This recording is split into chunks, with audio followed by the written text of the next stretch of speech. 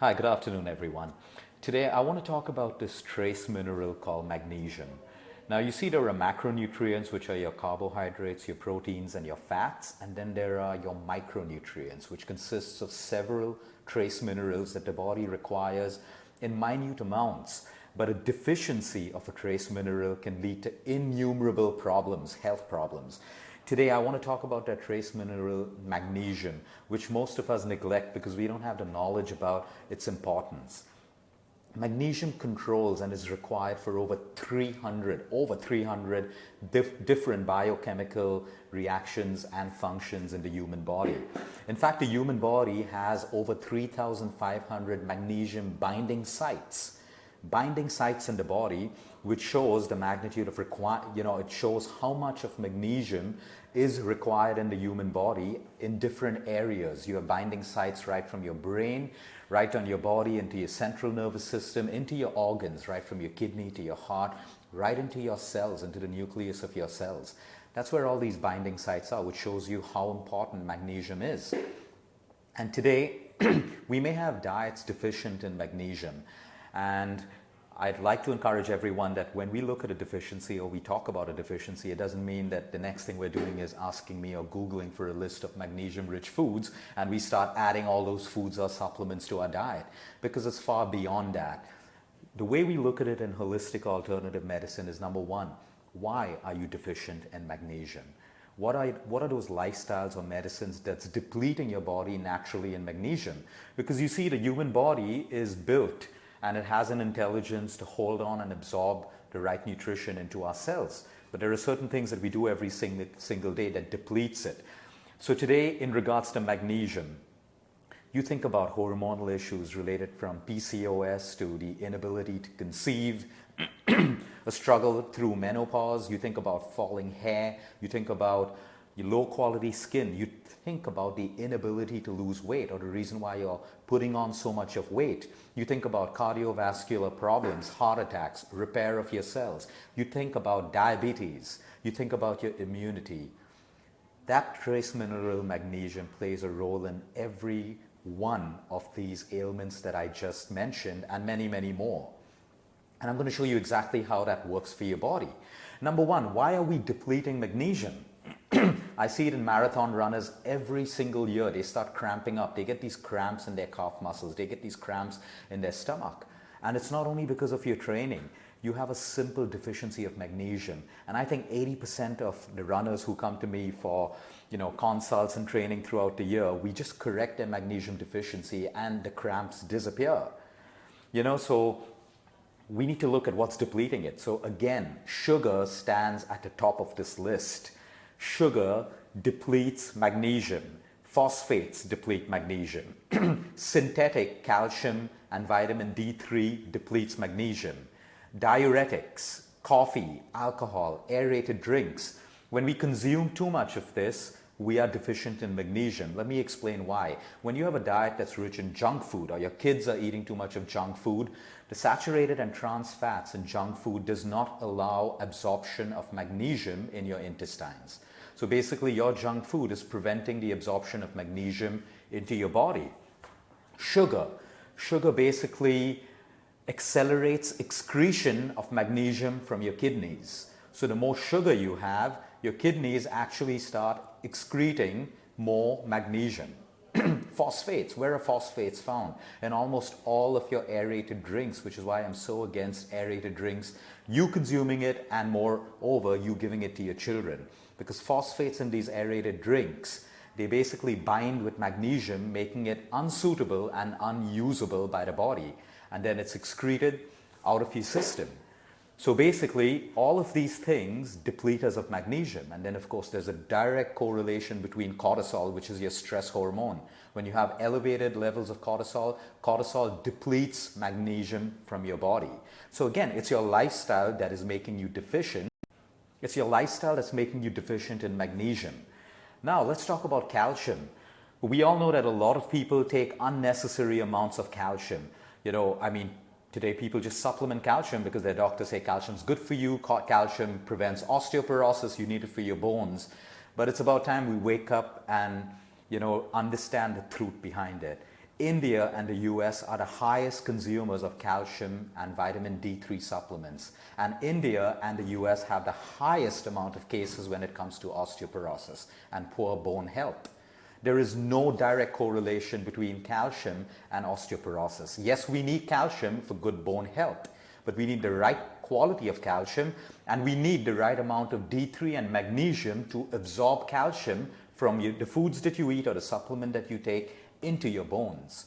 So just taking more and more calcium actually depletes you of magnesium, because calcium requires magnesium for absorption. So if you keep taking all that unnecessary calcium, you are basically depleting your reserves of magnesium, which is required for over 300 biochemical functions in the human body. So we actually look at getting calcium naturally from food sources, right from your sesame or till seeds to your green leafy vegetables to your nuts, your seeds and your whole grains. Yes, you have a balanced diet, you get sufficient calcium. Yes, we do supplement with calcium when you're going through pregnancy or you're starting menopause at certain stages in your life if you're deficient in calcium.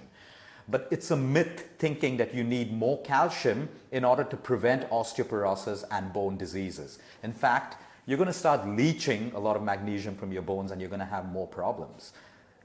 So we have to have that balance and try to get calcium from natural sources of food and understand that it is dependent on D3, the right amounts of D3 in the body, and magnesium as a trace mineral for all that calcium to be completely absorbed into your system. Certain medications like antibiotics, diuretics, India's favorite is a Lasix. A patient has edema or water retention, take a Lasix. It's required sometime.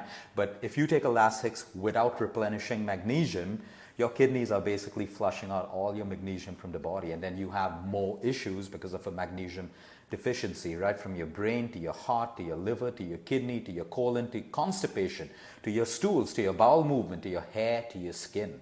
So yes, you need to take a diuretic. I'm not against it. Listen to your doctor, take your diuretic, but you should also be supplementing with magnesium or eating foods which are rich in magnesium. The pill, if you're on the pill or an oral contraceptive, the high estrogen levels deplete magnesium from your system, so you better be sure that you're having the right amount of magnesium in your diet. Most anti-cancer drugs, chemo, radiation, surgeries, burns, liver diseases, hormonal disorders deplete you of magnesium. So if you're going through any of these treatments, it is absolutely critical to replenish magnesium.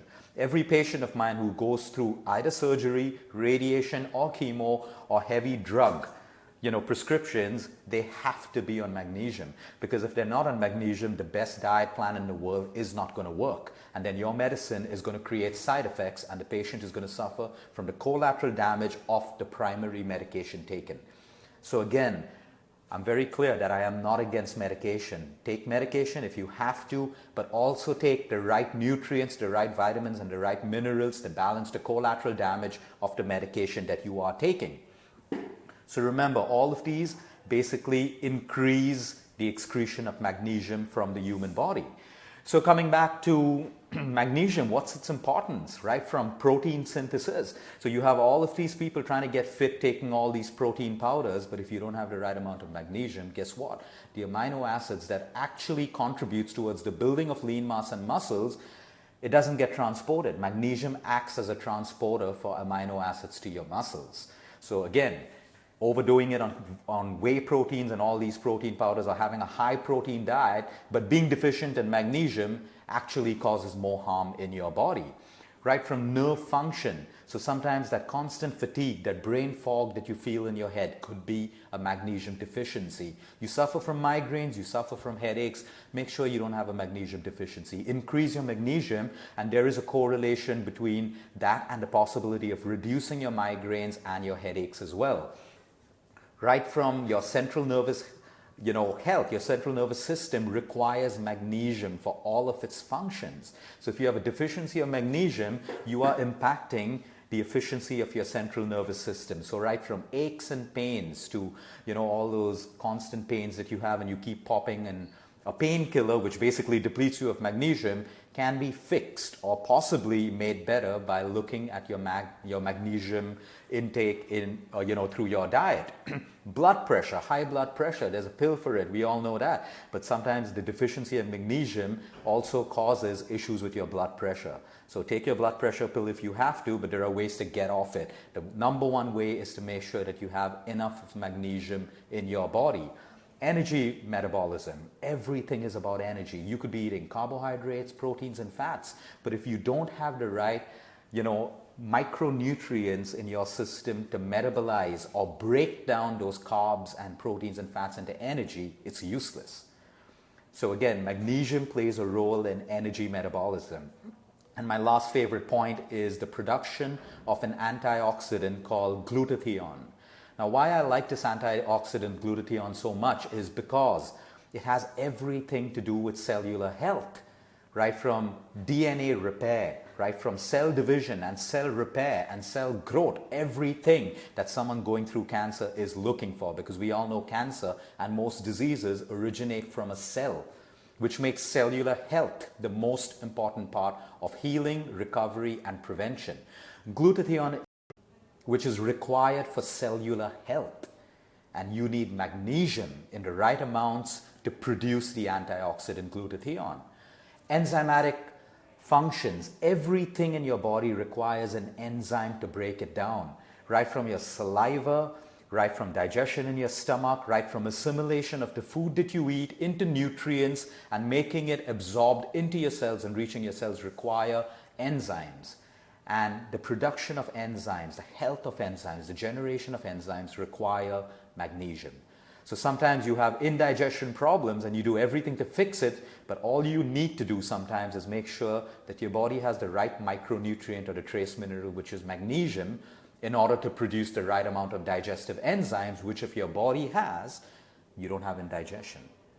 So do you see this one trace mineral could be the solution or possible solution to multiple ailments that you may be facing in your body right now? So I know what you're waiting for, the foods rich in magnesium.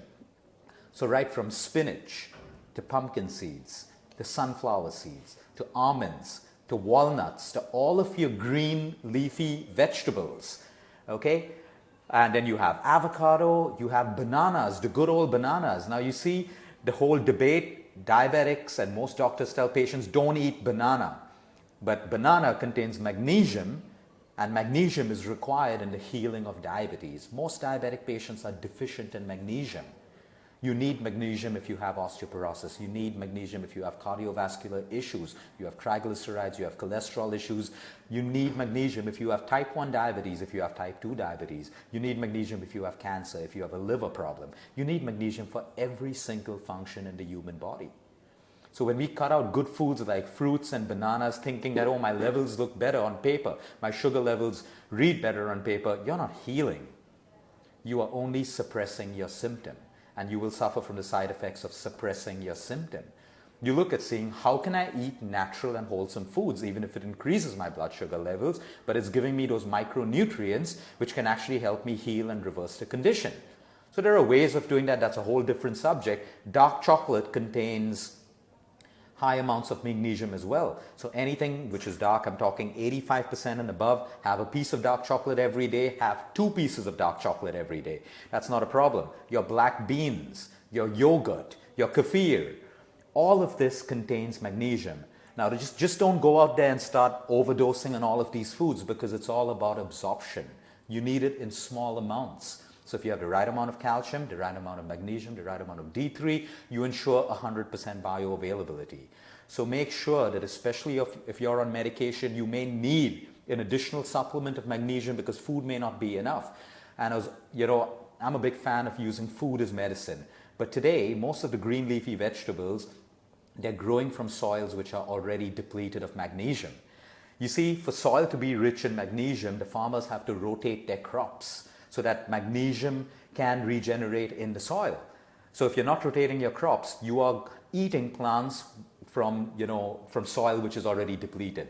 So then we look at a balanced diet, not just green leafy vegetables. I want to get some magnesium from pumpkin seeds and sunflower seeds and almonds and walnuts and beans. So I make a balanced diet, which is why a balanced diet is everything when it comes to weight loss, immunity, and good health. So you may want to reflect on your diet right now and make sure that you are getting these little sources of magnesium-rich food in your day every single day, and listen to biofeedback from your body. When your hair falls, when you have aches and pains, when you have any of these issues, or you're on these medicines, know that you are depleting yourself of magnesium, supplemented with the right foods or the right supplement, and then you help your body get the nutrition it needs to keep you healthy. Have a good day, everyone. Until next time, eat smart, move more, sleep right, and breathe deep.